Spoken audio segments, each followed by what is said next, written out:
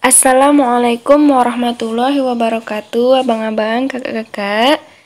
Nah, masih bersama Ustazah Khairul Rahmah dalam pelajaran seni budaya. Nah, seperti biasa, sebelum kita memulai pelajaran, alangkah baiknya kita selalu memulainya dengan membaca Al-Basmalah, Bismillahirrahmanirrahim, dan doa belajar masing-masing di rumah ya, abang-abang, kakak-kakak. Nah, kira-kira kita ngapain ya di video pembelajaran kali ini? Nah, di sini kita akan membahas tentang atau melanjutkan materi kita tentang drama musikal dan penyusunan naskahnya. Jadi, submateri yang tepat di sini adalah drama musikal dan operet. Nah, jadi abang-abang, kakak-kakak pernah tahu nggak atau pernah menyaksikan nggak pementasan drama musikal? Jika pernah, tahukah kakak, abang, drama musikal itu seperti apa ya? Kemudian tekniknya apa aja yang harus dipelajari? Terus latihan apa aja ya yang kira-kira perlu dipersiapkan dalam drama musikal? Nah, untuk lebih jelasnya, yuk ikuti video pembelajaran berikutnya. Nah, jadi di sini kita akan membahas terlebih dahulu tentang pengertian drama musikal. Jadi drama musikal ini sering disebut juga dengan teater musikal, yang artinya bentuk ekspresi kolaborasi antara seni musik, perilaku, gerakan, dan tarian yang menggambarkan sebuah cerita. Nah, jadi drama musikal ini dikemas dengan sistem koreografi dan musik yang apik. Nah, jadi maksudnya itu drama musikal ini dikemas dengan koreografi, itu penampilan atau penyusunan tata ruang dan segala macamnya, dengan musik yang disusun secara teratur dan memang betul-betul perlu latihan yang ekstra. Nah, jadi drama musikal ini juga dikenal dengan nama musical play. Nah, jadi di sini pengetahuan umum tentang dunia seni peran. Jadi faktor emosional drama hingga humor, cinta, kemarahan dikomunikasikan melalui kata-kata. Musik, gerakan, dan aspek teknis hiburan yang dikombinasikan secara keseluruhan konsep teknik dasar acting. Teater atau seni peran ini berisi pengetahuan umum tentang dunia seni peran, nah atau acting, di dalam kehidupan masyarakat. Nah, kita masuk ke dalam teknik bermain. Jadi dalam teknik bermain drama musikal ini banyak teknik yang perlu kita pelajari. Tujuannya untuk apa? Agar kita dapat bermain dengan baik dalam bermain drama musikal ini. Nah, jadi yang pertama itu ada bermain dalam drama musikal, ada olah tubuh. Nah, apa-apa aja yang termasuk ke dalam olah tubuh? Nah, jadi di sini yang termasuk ke dalam olah tubuh itu adalah kepala, tangan, badan, dan kaki. Nah, sedangkan yang termasuk ke dalam olah rasa, yaitu latihan konsentrasi, latihan imajinasi, dan latihan emosi. Yang terakhir, itu ada olah suara. Nah, jadi yang termasuk ke dalam olah suara itu adalah tekanan kata, kalimat, tempo, dan irama. Nah, kita bahas terlebih dahulu tentang olah tubuh. Nah, jadi di sini olah tubuh yang pertama yaitu kepala. Jadi, tekukan latihan gerakan olah tubuh kepala ini yang pertama yaitu tekukan kepala ke kiri dan ke kanan. Setelah itu, gelengkan kepala ke kanan dan ke kiri. Terakhir, gerakan kepala ke bawah dan ke atas. Nah, gerakan yang selanjutnya yaitu olah tubuh bagian tangan.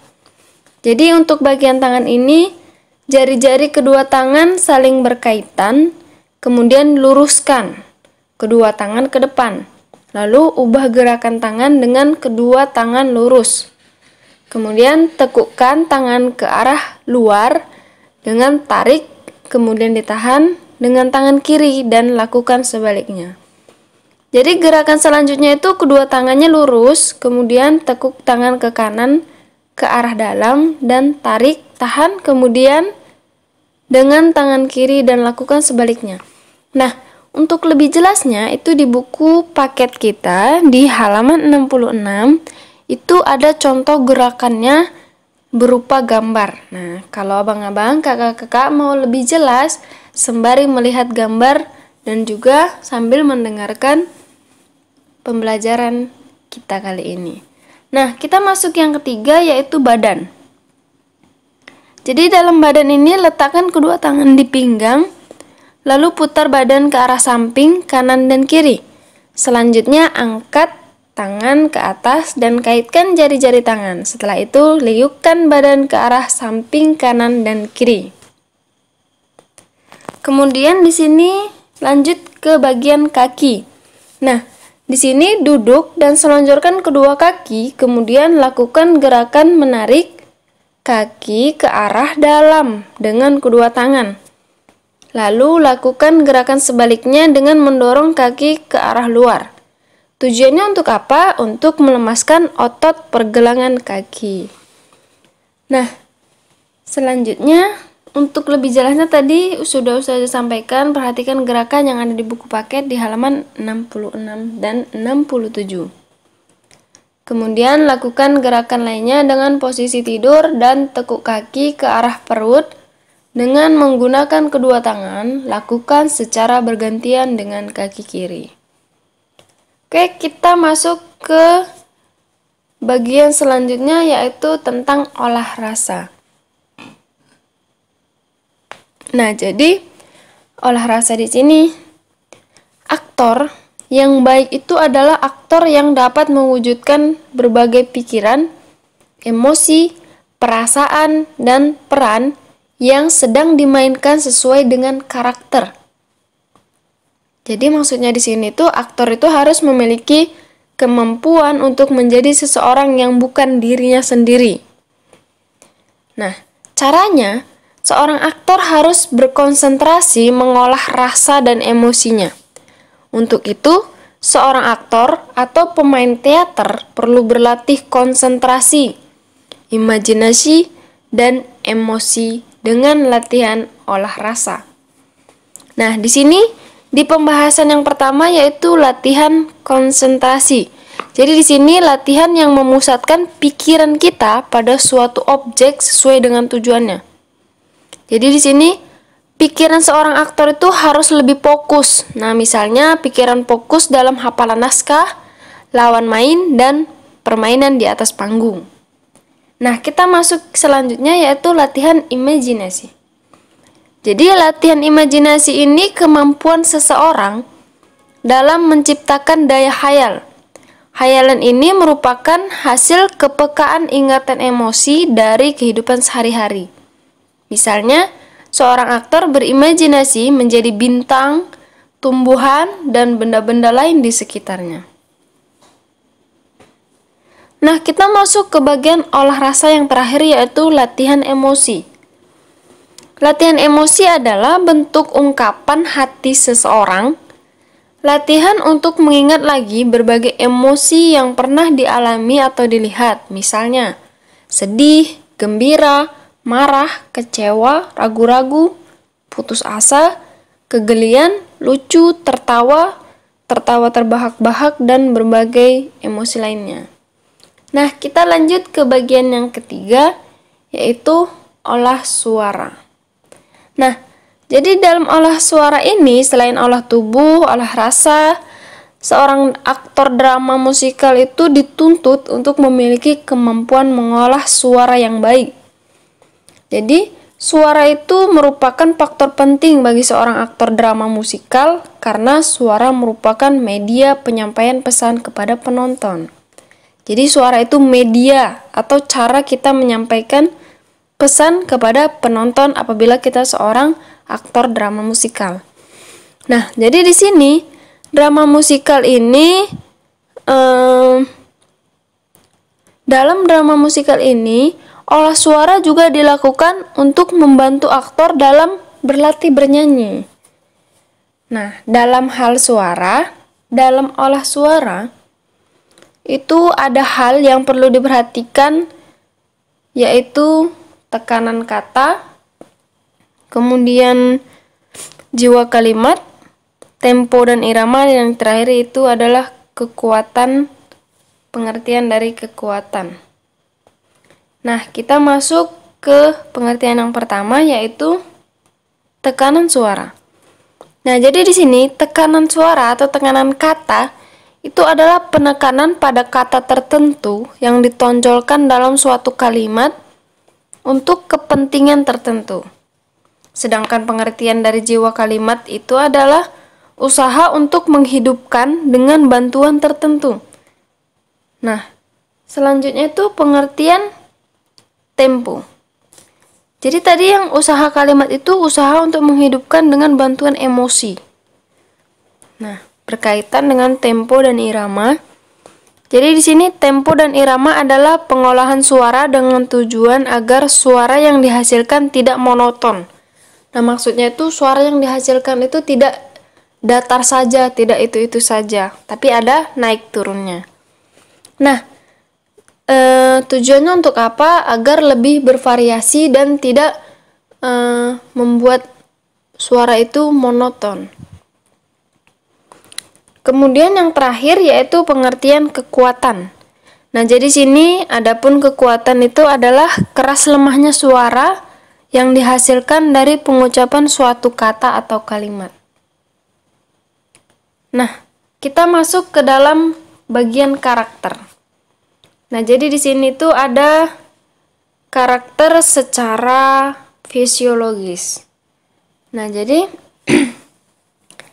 karakter secara fisiologis yang termasuk ke dalam karakter fisiologis.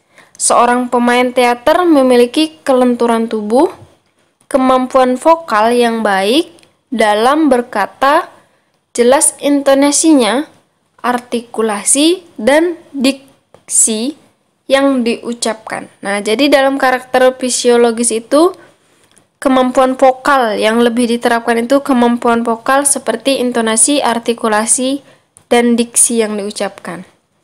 Nah, selanjutnya itu ada karakter psikologis. Nah, dari karakter psikologis yang termasuk ke dalam karakternya yaitu seorang pemain teater mampu menginterpretasikan tokoh dan karakter sehingga menjadi kesatuan yang utuh. Jadi pemain ketika di panggung benar-benar menjadi sosok tokoh yang akan diperankan.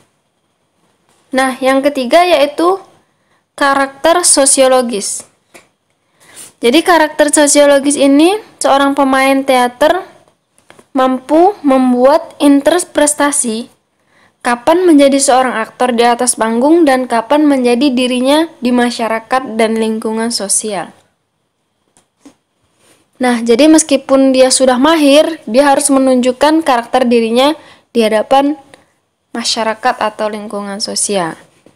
Jadi kemampuan dalam karakter sosiologis juga memiliki makna mampu melakukan reinterpretasi di mana tokoh itu hidup dan berada serta dalam lingkungan seperti apa. Nah, jadi di sini perlu kita ketahui juga bahwa interpretasi atau tafsir terhadap latar belakang kehidupan tokoh yang diperankan itu juga penting karena dapat memberikan suasana di zamannya. Jadi seorang aktor itu dituntut memiliki kemampuan atas tafsir tersebut sebagai bahan karakter yang dimainkan dan dimunculkan di atas pentas. Jadi kalau aktor-aktor profesional itu sering melakukan riset terhadap tokoh-tokoh yang akan diperankan. Nah, kita lanjut ke slide selanjutnya yaitu berlatih peran. Nah, di sini dalam berlatih peran, drama musikal itu tadi pengertiannya adalah seni teater yang menampilkan gerakan tubuh, ekspresi wajah, dan suara baik dalam berdialog maupun bernyanyi. Jadi, semua hal tersebut mutlak dikuasai oleh para aktor dan drama musikal. Untuk itu, berlatih olah tubuh, olah rasa, dan olah suara sangat diperlukan bagi para aktor drama musikal. Sebelum melakukan pementasan, seorang aktor drama musikal harus rutin dalam berlatih. Nah, untuk selanjutnya, itu ada teks drama musikal yang bisa kita jadikan bahan. Nah, jadi dalam contohnya di buku paket itu ada dongeng tentang itik buruk rupa. Nah, singkat cerita, suatu hari terlihatlah seekor ibu itik yang sedang mengerami telurnya. Jadi ia itu sudah tidak sabar menunggu anak-anaknya lahir ke dunia. Akhirnya hari yang ditunggu itu tiba, telur-telur pun menetas dan anak-anaknya keluar dari cangkangnya. Namun ibu itik itu terkejut ketika melihat beberapa anaknya yang berbeda. Jadi satu anaknya tersebut memiliki warna yang berbeda dari saudara-saudaranya. Ia memiliki warna abu-abu dan memiliki badan yang lebih besar daripada lainnya. Jadi melihat anak yang berbeda, ibu itik itu terheran-heran. Namun ia tidak peduli dan menyambut anak-anaknya lahir ke dunia. Ibu itik itu langsung mengajak anak-anaknya berenang bersama di danau. Ketika mereka bersenang-senang dan berenang di danau, mereka pun melewati hewan lain yang melihat ibu itik dan anak-anaknya. Namun mereka pun berbisik-bisik. Siapa itu? Dia sangat berbeda dari saudara-saudaranya yang lain. Ia pun sangat jelek. Nah, itulah bisik-bisikan hewan lain yang melihat keluarga itik tersebut. Jadi mendengar yang dikatakan hewan-hewan lain tadi itu, ibu itik merasa sedih. Namun ia tidak peduli karena satu anaknya memang berbeda dari yang lain. Tapi dia tetap sedih. Ia pun memutuskan untuk pergi karena ia tak mau lagi tinggal di sana. Ia pun berjalan-jalan ke sana kemari dan bertemu dengan hewan lainnya untuk mencari makan. Nah, itik abu-abu ketakutan karena melihat hewan yang ia merasa hewan itu ganas. Nah, jadi ia takut dimakan olehnya. Nah, sebelum ia lari, hewan yang ditakutinya itu justru lari menjauhinya. Jadi dia merasa semakin sedih karena hewan yang menyeramkan sekaligus takut kepadanya. Kemudian ia lanjut perjalanannya. Jadi dia kelelahan, kemudian tidur di depan sebuah rumah. Tiba-tiba datanglah seekor kucing dan ayam menghampirinya. Jadi tiba-tiba itik abu-abu itu dibangunkan dan langsung diusir dari depan rumah itu. Dia sedih lagi. Dan di akhir cerita, itik abu-abu itu bertemu dengan seekor angsa yang lewat. Kemudian angsa-angsa tersebut merasa iri dengan kecantikannya. Nah, di sini rombongan angsa mengajak itik abu-abu mendekat ke tepi sungai. Kemudian itik abu-abu sangat terkejut melihat sosok angsa putih di dalam air. Ia tidak melihat dirinya yang jelek dan ditakuti di dalam air.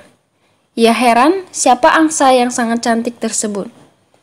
Jadi, angsa cantik itu adalah dirimu. Kamu sama seperti kami, kata salah satu angsa. Jadi, akhirnya itik abu-abu pun sangat senang dan kini ia bukan lagi itik yang buruk rupa, tetapi ia adalah seekor angsa yang sangat cantik. Jadi, di akhir cerita ia pun ikut terbang bersama angsa yang lain dan mencari tempat yang sangat hangat untuk mereka tinggali. Nah, itu adalah kisah dongeng dari itik buruk rupa yang mungkin bisa kita jadikan pelajaran. Nah, kesimpulannya, berdasarkan penjelasan tentang teknik, konsep, dan prosedur drama musikal dapat disimpulkan bahwa olah tubuh, rasa, dan vokal tetap diperlukan bagi seorang pemain drama musikal.